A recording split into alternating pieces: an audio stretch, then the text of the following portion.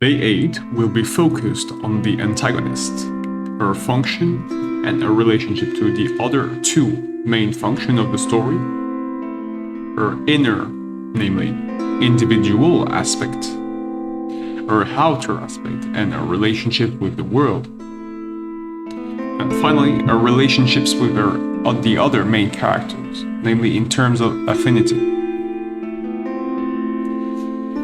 The protagonist may be created in reaction to the antagonist, or the antagonist may be created in reaction to the protagonist. Either way it works. But if you've started to create one of these two characters already, try to think about this mirror relationship in reaction to the support as well. The support will be a pivotal character, as a support type character, and again, there will be many in your story, can either support protagonists and antagonists. So, the concurrence of interest between the antagonist group or the protagonist group with the support is essential. The antagonist and the protagonist are supposed to oppose each other, at least at the early stages of the story. Remember, the antagonist, named here in blue, the threat, will be responsible for the first crisis. And it is highly likely that this character will also be responsible for the second crisis. So the crisis in chapter 3 and crisis in chapter 6. But it is also possible, if you enjoy this character in this function and you want to continue with her, that she will be responsible for the final crisis of the story in chapter 9 and continuation in chapter 10. As you've started chapter 3, you want to get into more of the antagonist's perspective now, because the crisis in chapter 3 is her doing. Either it is indirect or direct. If this character, if the antagonist functions with a team, you'll also want to get her perspective on this team. Who are her teammates? What are their role in the team? How does she relate to them? Does she enjoy them? Did she ally to them according to these circumstances only? The antagonist teammates, her supporter, must have some degree of sympathy for her. Otherwise, they won't ally with her.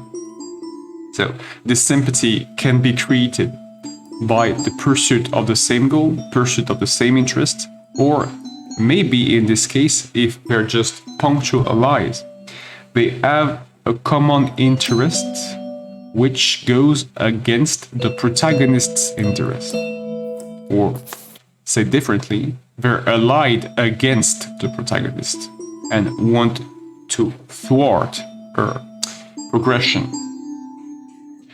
At this stage, the relationship between the antagonist and the menace won't be that prevalent, but you'll want to start to imagine it. You want to start to imagine a relationship between the menace's goal and the threat's goal. Because if the threat continues to be a threat through the whole story, so she doesn't stop to be a threat after chapter 6, but she continues to be a threat afterwards and even become the incarnation of the menace herself. You have to create, as soon as chapter 3 or chapter 4, the symbols, the signs that she will turn into an incarnation of the menace. So a relationship between the threat and the menace it's highly likely it will not be visible till chapter 3, but you have to be able to establish the motivation of the threat to turn into the menace, if it is what she wishes to be. The antagonist is a character, so as any other character, her inner half will be composed of the same 4 sub-elements: her origins, her goal, and her behavior traits. The antagonist's origins should only be clearly defined in one case: if she has a direct relationship with the protagonist. Otherwise, you can define her origins at your leisure. If you want to give an antagonist which has no direct relationship to the protagonist clear, distinct origins, you can. But it is only a necessity if the origins of the protagonists, the antagonists, and eventually the support are common. If the three of them are born in the same settlement or in the same organization, defining their origins clearly will be a necessity. But otherwise, the only part you'll want to display of the antagonist's origins is the relationship, again, between her wants and her needs. That's all you need here. You need to be able to clearly define the antagonist's wants and the antagonist's needs.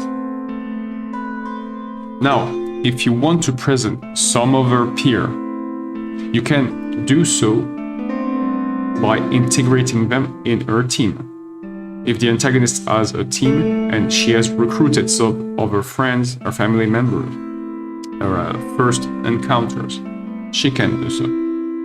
She can also have the siege of her organization into her place of birth. The goal of the antagonist will be oriented by her quirks. And by the way, if you want to give her quirks, just pick one. And the most common ones will be a hairstyle, an item, or a one-liner. It will be defined by her interests, and it will be defined by her wishes. But more than any other character, her goal will be defined by the protagonist. And it is independent of the position they have, according to each other. So if you've created your antagonist first, her goal will be related to the protagonist's goal, and you've created your protagonist first, her goal will be related to the antagonist's goal. That's true in both ways. But there's an asymmetry, because the antagonists, in most cases, even if it doesn't appear to be so in the story, even if in most story you may have the feeling that the antagonist is taking the initiative, they aren't. They're reacting to the protagonist's goal. Because in the world these two characters evolve, the antagonist may look like she's in advance, like she's taking an initiative, like she has the first strike on the protagonist. But to your scale, because you're the author, you know that it is the protagonist which has initiated the function, the relationship. When it comes to weaknesses, you want to focus on one aspect: relatability. Display the antagonist's obvious weakness as soon as she appears. This weakness is designed to make her look relatable. Any weakness, and we'll treat that in more detail when we get to the refinement part of the character. Most weaknesses are engineered to make the character more relatable, whereas most strengths are engineered to make the character desirable. Here, in the case of the antagonist's obvious weakness, and that's the important word here, obvious, this weakness should make her look relatable.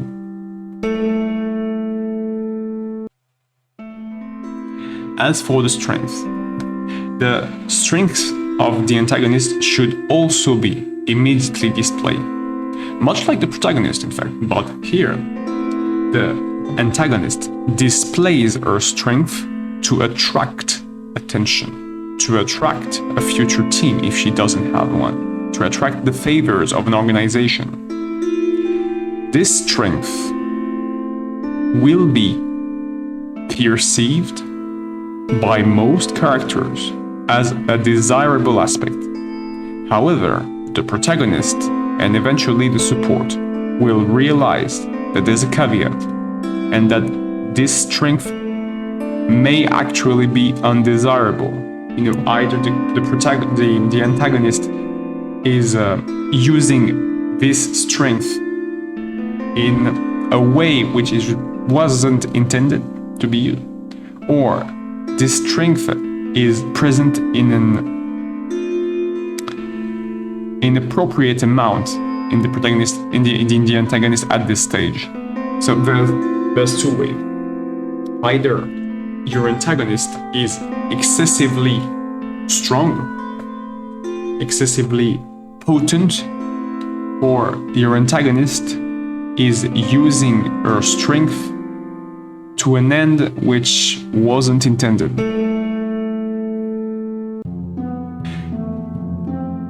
The antagonist's outer part requires you to ask yourself two questions. These two questions will be useful at any stage of your story when it comes to improvising a new scene, improvising a new chapter, and creating a new environment. What does the character know? And what does she need to know? Or which information does she have? And which information does she need to have? At every stage of your character's evolution, every stage of the discovery of a new environment, or a new setting, your characters will acquire pieces of information, and these pieces of information will have different degree of relevance. Establishing a proper hierarchy between these pieces of information according to their relevance will make the difference between the success and the failure of your character. Here, in the case of the antagonist's outer half, her origins need only to be known if they are of interest, if they are useful. So if the opponents and the support of the antagonist are her peers, her origins are crucial, as said earlier. But they're even more important, they're obligatory. Let's say you have to introduce them to the public. If her opponents and her support are directly linked to her goal. So say it again in another way. The alignment system, when it comes to the antagonist, is directly linked to her origins. The location in which she is born does not need to be mentioned directly. No, the location itself does not need to have a name, it does not need to be placed on your world map, and it does not need to be described in high details. But her initial relationships, the peers part of her origins is crucial. The antagonists, much like the protagonists, will view the world through their perspective, as it is true for any character. Now, the world for the antagonist will much more likely be linked to her goal. The world will most often be perceived as a resource, or a source of multiple resources. Grey coffin. So the world is here to be useful, not necessarily to be used and not necessarily to be exploited, but the world, in the antagonist's perspective in most cases, is here to be useful. So everything that's useless in the world is, by definition, of no interest for her, and she will most of the time ignore it. So whether it is inhabitant and in whichever situation she has to be placed. Now remember, the antagonist will be responsible for the first crisis at least. So how can she be put in a situation of either comfort or crisis? Well, it's simple. The antagonist is a character. Character is an individual. Individual, most of the time, humanoid level of intelligence. So she will accumulate frustration. And because she accumulates frustration, she will cause hindrance. She will hinder other. And that's how the crisis, or more accurately, the feeling emitted by the crisis that she has accumulated from her will enhance her frustration and her will to damage others. Now, the crisis should still be useful. It's not just an unleash of frustration, even if it has its own usefulness and can be treated as a goal of its own, but that's not generally the case. The crisis is the result of the antagonist's frustration because she can't achieve her goal. And same goes for comfort. If she wants to have some form of relief, if she wants to diminish her frustration, well, she needs some comfort. The antagonist's opponents here are linked to her by either their ideal or through a competition for resources. Same as for the protagonist. But here again, the main difference between the protagonist and the antagonist is that the antagonist may be more usefulness oriented. She may be more into competition because she may have understood that she will need more resources. Well, she will need a more diverse set of resources. So she's more likely to form competitions with multiple opponents. Now, would these opponents become support more easily? Because they will perceive that the antagonist is more focused and maybe more efficient than the protagonist. That's a possibility. For example, if the antagonist helps a lot of people by trying to reach her goal, because if she wants to have a lot of people by her side, she will have to help a lot of people. She is likely to acquire a lot of supporter. She acquires a lot of supporter. Maybe the amount of her opponents will diminish because they will be converted. Maybe some of them then become her ambassadors. That's creating a trader, a craftsman or commercial-oriented antagonist in a general sense would be a good idea. It would make the transactional aspect more obvious. So linking the antagonist with her supporter and her opponents by the interest and by the competition. So by the execution aspect of the goal would be more suitable. Now let's study the affinity system through the eyes of the antagonist. Let's suppose we start with the most common scenario. The antagonist has the protagonist as her foe and the support as her opponent. Now, let's suppose the story has advanced a little bit and the antagonist has acquired a support of her own, and this support will be classified as an ally in her perspective. This support can turn into a friend if the proper amount of depth has been placed on her, or if the goals, so the antagonist's goal and the antagonist's supporter's goal, ally more and more. Now, will the protagonists and the antagonist always be foes? No. There's a possibility that the protagonist shifts from a foe to a friend, as exposed earlier. That's one of the possibilities. And there, how will the protagonist's support react?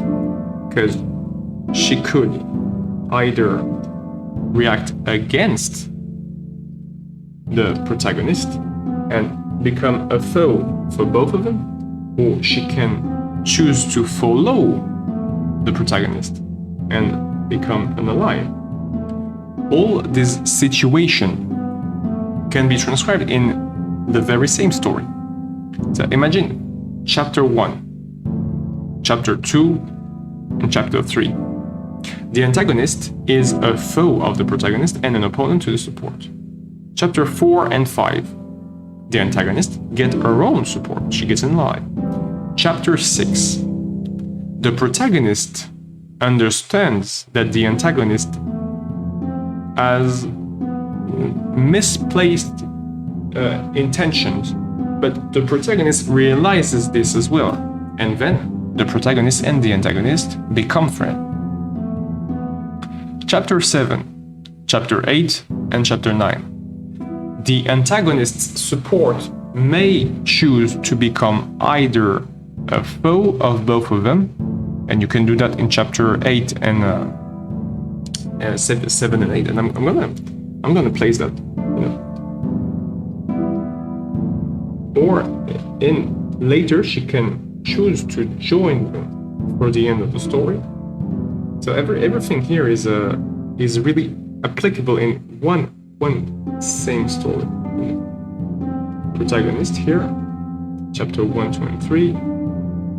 Same thing here. Then chapter 6 and 7.